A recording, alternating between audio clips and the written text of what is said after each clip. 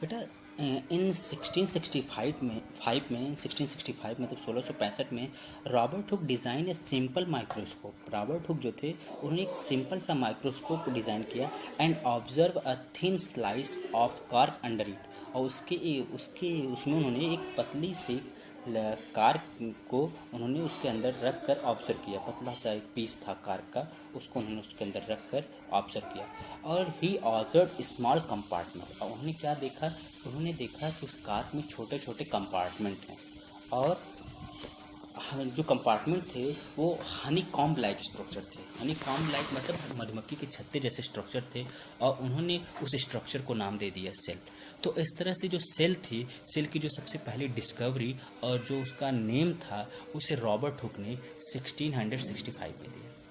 फिर 1674 में Antony von Leeuwenhoek आते हैं। उन्होंने बैक्टीरिया, ब्लड सेल और दूसरे माइक्रो ऑर्गेनिज्म को ऑब्जर्व किया माइक्रोस्कोप में और उन्होंने डिस्कवर्ड किया the new world of the living creature. उन्होंने एक नया वर्ल्ड खोज दिया, जो जो लिविंग क्रिएचर का एक नया वर्ल्ड बना उन्होंने डिस्कवर किया, जिससे हम कहते हैं कि वो बहुत ही स्मॉल होते हैं। जिसमें उन्होंने कहा कि ये ऐसे लिविंग ऑर्गेनिज्म हैं जो बहुत ही स्मॉल होते हैं, जिन्हें आप अपने नेकेड आई से नहीं देख सकते और इन्हें देखने के लिए आपको माइक्रोस्कोप की ज़रूरत होगी। यानी एक तरह से हम कह सकते हैं एंटनी वॉन लीवेनहॉक ने हमारी माइक्रो ऑर्गेनिज्म की दुनिया को डिस्कवर कर दिया।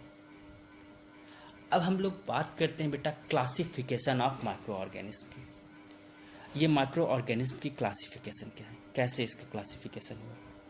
तो microorganism can be classified into 4 major groups. Microorganism को 4 मेजर ग्रुप्स में बांटा गया है। पहला है उसमें बैक्टीरिया, सेकंड है फंजाई, तीसरा है प्रोटोजोआ और चौथा है एल्गी। अगर हम बात करें, there is another class of microorganism are called virus. एक और भी क्लास है माइक्रो ऑर्गेनिज्म की जिसे हम वायरस कहते हैं।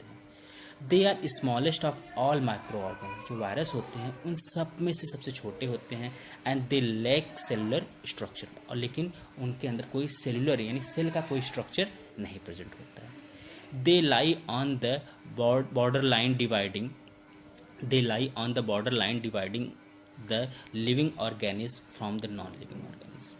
मतलब बेटा एक तरह से हम ये कह सकते हैं कि ये एक तरह के कनेक्टिंग लिंक होते हैं लिविंग ऑर्गेनिज्म और नॉन लिविंग ऑर्गेनिज्म के। मतलब वायरस एक ऐसा ऑर्गेनिज्म होता है, एक ऐसा माइक्रो ऑर्गेनिज्म है जिसके अंदर लिविंग कैरेक्टर भी है और नॉन लिविंग कैरेक्टर भी है। They can reproduce only on the other living cell such as bacterium, plants and animal। ये जो वायरसेस होते हैं ये सिर्फ और सिर्फ जो दूसरे लिविंग सेल होते हैं, चाहे वो बैक्टीरिया हो, प्लांट हो या एनिमल हो, उसमें ही ये रिप्रोड्यूस कर पाते हैं।